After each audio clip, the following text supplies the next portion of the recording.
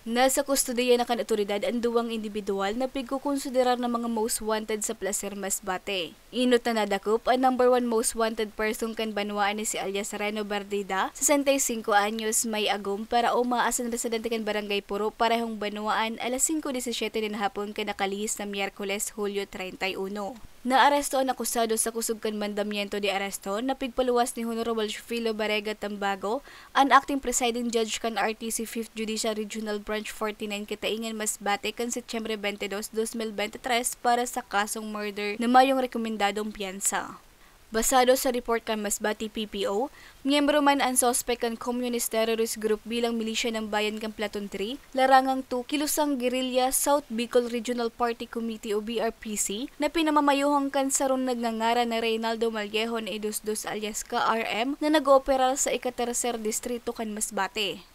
Isang malaking kawalan para sa kanila, sa grupo nila, considering na sabi nga ng counterpart natin sa Philippine Army na mahina daw yung pwersa nila dito sa Masbate.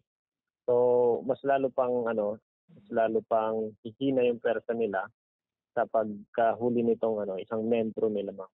Huwebes, Agosto 1, kan sunod na madakop ang pigkokonsiderar na rank number 5 Municipal Most Wanted kan Placer sa pigkasar na operasyon sa Barangay Sentro, parehong banwaan. Binisto ang suspect na si alias James, 60 anyos, may agom para umaas ang residente kan Barangay Puro, parehong man na banwaan. Nadakop ang akusado sa kusog kan Warrant of Arrest na pig-issue ni Honorable Filo Barega Tambago, ang acting presiding judge kan RTC 5th Judicial Regional Branch 49 Kataingan Masbate kan Pebrero 15, 2023 para sa kasong murder na mayong rekomendadong piyansa. Sana yung sa publiko, sa community natin, makipagtulungan talaga sa ating kapulisan para mahuli na yung mga merong warrant of arrest para naman mabigyan natin kahit paano ng pag-asa o ng hustisya yung mga biktima nila, kasi hindi po gugulong yung pagdinig sa kaso hangga't hindi po nahuhuli yung mga wanted person natin.